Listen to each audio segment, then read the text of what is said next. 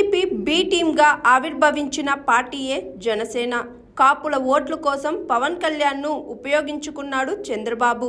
తెలుగుదేశాన్ని, జనసేనను మేనేజ్ చేసేది చంద్రబాబే.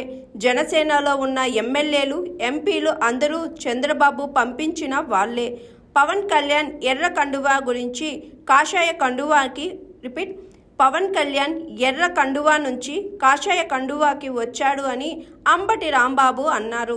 2014 మార్చిలో జస్ట్ బిఫోర్ ఎన్నికలప్పుడు దీన్ని ప్రారంభించి ఒక బి టీమ్ గా చంద్రబాబు నాయుడు గారు వదిలారు. కాపులందరినీ కట్టగట్టి, ఎందుకంటే డైరెక్ట్ గా చంద్రబాబు నాయుడు గారి కాపుల్ని చేతుల్లోకి తీసుకోలేడు. ఈ రాష్ట్రంలో ఉన్నటువంటి కులాల చరిత్ర అలాంటిది. చంద్రబాబు నాయుడు గారు తెలుగుదేశం పార్టీ కాపు సామాజిక వర్గం మీద అనేకమైనటువంటి దుశ్చర్యలు చేసినటువంటి సమాజం ఆంధ్ర రాష్ట్రంలో ఉంది. అందులో డైరెక్ట్ గా ఆయనతో మాట్లాడలేరు కాబట్టి కాపులతో పవన్ కళ్యాణ్ గారిని అక్కడ పెట్టి ఆయన నుండి అట్రాక్ట్ చేసి తద్వారా తన వైపు మరలించుకోవాలనేటువంటి ఒక ప్రయత్నంలో భాగంగానే జనసేన పార్టీ ఆవిర్భవించింది అనేది ఇవాళ మేము కొత్తగా చెప్పటంలా, డే 1 నుంచి చెబుతున్నటువంటి అంశమని ఈ సందర్భంగా నేను మనవి చేస్తున్నా. ఆ ప్రక్రియలోనే చంద్రబాబు నాయుడు గారికి ఎప్పుడు ఆపద వచ్చినా కాపులు తీసుకెళ్లి లింక్ చేయడానికి ఏర్పాటు చేయబడినటువంటి ఒక రాజకీయ పార్టీగా ముద్రపడినటువంటి రాజకీయ పార్టీ. అందువల్లే చంద్రబాబు నాయుడు గారిని నిలబెట్టడానికి ప్రయత్నం చేశారు. చంద్రబాబు నాయుడు గారే మొత్తం జనసేనకి, తెలుగుదేశం పార్టీకి మేనేజ్ చేసేది ఎవరయ్యా అంటే నారా చంద్రబాబు నాయుడు గారు, ముఖ్యమంత్రి గారు దీన్నంతా కూడా టోటల్ గా మెయింటైన్ చేసేటటువంటి పరిస్థితిలో ఇవాళ ఉన్నారు. దీనిలో ఒక మాట అన్నారు పవన్ కళ్యాణ్ గారు, 100% స్ట్రైక్ రేట్. ఏంటి 100% స్ట్రైక్ రేట్? నాకు అర్థం కాలేదు. మీరు ఒక్కళ్ళే వచ్చారు 100% స్ట్రైక్ రేట్ కి. 21 సీట్లు పోటీ చేశారు, 21 సీట్లు మీరు గెలిచారు.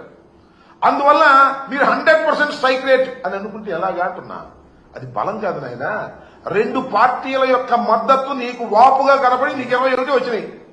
అది రాష్ట్ర ప్రజల దురదృష్టం వల్ల వచ్చిందని నేను మనవి చేస్తున్నా. 21 సీట్లు గెలుచుకొని ఇది నాకు స్ట్రైక్ రేట్, అద్భుతం, అమోఘం అనేటువంటి మాట మాట్లాడుతున్నారు. శభాష్ అయ్యా. నేను మాట చెప్తాను, ఏమండి పవన్ కళ్యాణ్ గారు, కొన్నిదల పవన్ కళ్యాణ్ గారు, మీ డయాస్ మీద 21 మంది శాసనసభ్యులు ఉన్నారు, 2 పార్లమెంట్ సభ్యులు ఉన్నారు. అసలు మీ వాళ్ళు ఎవరు చెప్పండి నాకు. మీ పార్టీలో వచ్చిన వారు ఎవరు? చంద్రబాబు నాయుడు గారి దగ్గర టికెట్ లేకపోతే పంపిస్తే వాళ్ళకి టికెట్ ఇచ్చావు. మేము రిజెక్ట్ చేసిన బ్యాచ్ కొంతమంది టికెట్ ఇచ్చావు. నీ సొంత మనుషులు, నీ పార్టీ మనుషులు ఎవరున్నారు? ఎవరు లేరు. గాలి కొట్టుకొచ్చిన వాళ్ళని కొంతమందిని పెట్టుకున్నావు. నీ అదృష్టం బాగుంది, గాలి కొట్టింది, గెలిచావు. ఇది జరిగినటువంటి అంశం. 100% స్ట్రైక్ రేట్ అనేటువంటి మాట మాట్లాడుతున్నావు. అసలు నీకున్నటువంటి 22 శాసనసభ్యుల్లోనూ, 21 శాసనసభ్యుల్లోనూ, 2 పార్లమెంటు సభ్యుల్లోనూ 100% నీ వాళ్ళు కాదయ్యా చంద్రబాబు నాయుడు గారి మనుషులు, లేదా మేము రిజెక్ట్ చేసినటువంటి మనుషులు అనే విషయాన్ని దయచేసి గుర్తు పెట్టుకోమని ఈ సందర్భంగా నేను చెప్తున్నా. సరే, నీకు 100% స్ట్రైక్ రేట్ తో నువ్వు గెలిచావు. నువ్వు ఇచ్చిన హామీలు ఏంటి? చంద్రబాబు నాయుడు గారు కూటమి ప్రభుత్వం కలిసి ఇచ్చినటువంటి హామీలు ఏమయ్యాయి అని అడుగుతా ఉన్నా. సూపర్ 6 ఏమైంది? సూపర్ 7 ఏమైంది? 143 హామీలు ఇచ్చి ప్రజల్లోకి వెళ్లారు. అక్కడ కాదు 100% స్ట్రైక్ రేట్ నీకు ప్రజలు ఇచ్చారనుకుంటున్నావే, ఇక్కడ చేయమంటున్నా. 100% గా నీ హామీలను నెరవేర్చేటటువంటి దాఖలాలు ఎక్కడ కనబడటం లేదే. నేను నువ్వేదో చెప్తావంటే ఏదేదో చెప్పుకొచ్చాడండి. ఆయనకి ఉపసం ఉందంట, ఆయన ఆరోగ్యం జరగొట్టుకున్నాడంట రాజకీయాల్లోకి వచ్చి ఏం ఆరోగ్యం జరగొట్టుకున్నా నాకు అర్థం కాదా. ఎట్లా జరుగుతుంటే రాజకీయాలు ఆయన బ్రహ్మాండంగా ఉంటే ఆయన రాజకీయ పార్టీని మెయింటైన్ చేశారు.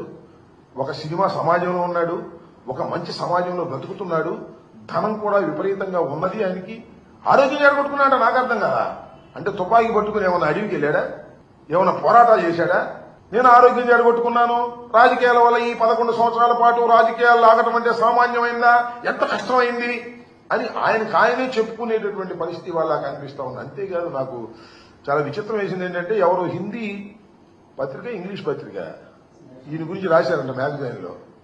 లెఫ్ట్ ప్రారంభమయ్యాడు, రైట్కి వెళ్ళాడు, మళ్ళీ సెంటర్కి వచ్చాడు. ఏంది ఇదేమిటి అంటే అక్కడే తిరుగుతున్నాడు. నేనంతా పిఠాపురంలో సభ పెట్టి ఆ దగ్గరే తిరుగుతా ఉన్నాడు. నన్ను ఇట్లా అన్నారు, నేను అసలు లెఫ్ట్ నుంచి రైట్కి ఎందుకు వచ్చాను, రైట్ నుంచి సెంటర్కి ఎందుకు వచ్చాను, చెగువీరా అని ఫోటోలు వేసుకున్న మాట నిజమేను. చెగువీరా డాక్టర్ కాబట్టి, సమాజానికి సేవ చేస్తున్నాడు కాబట్టి ఆయన పంపేసుకున్నాడు, కానీ ఆయన సిద్ధాంతాలకు నాకు పని ఏంటి అంటున్నాడు. ఇది కాదు, ఇంకో గొప్ప విషయం చెబుతా మీకు. వాళ్ళ ఇంట్లో రామనామ స్మరణ వినపడుతుందంట ఇప్పుడు కూడా. అంతకుముందేమన్నాడు గుర్తుందా మీకు? ఆయన మర్చిపోతాడు, అది వేరే అంశం. మా నాన్నగారు హేతువాది, దీపారాధనలో సిగరెట్ అంటించుకునేవాడు అన్నాడు. నేనేమి పాపం వారిని వాళ్ళ నాన్నగారిని కించపరచాలని కాదు సుమా, ఎందుకంటే ఆ నాన్నగారు చాలా గొప్పవాడు, ముగ్గురు బ్రహ్మాండమైనటువంటి పేరు ప్రఖ్యాతులు సంపాదించుకున్నటువంటి కొడుకుల్ని కన్నటువంటి వ్యక్తి. కానీ దేనికో దానికి సెటిల్ అవ్వను స్వామి.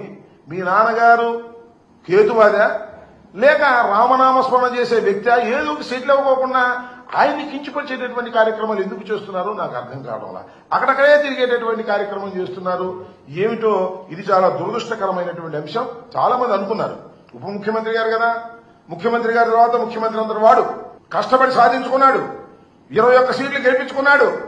తన పార్టీ వాళ్ళు కాపోయినా ఆ పార్టీ వాడిని పట్టుకుని ఉప ముఖ్యమంత్రిగా ఉండి మరి ఇచ్చిన హామీల పట్ల నీ జయకేతంలో ఏమైనా మాట్లాడేవా?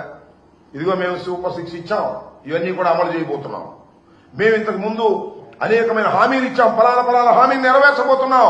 మళ్ళా రాబోయే కాలంలో వైఎస్ఆర్ కాంగ్రెస్ పార్టీని ఎదుర్కొనే ధీటైన పార్టీగా మేము తయారవుతాం, జనసేనను పెంచుతాం.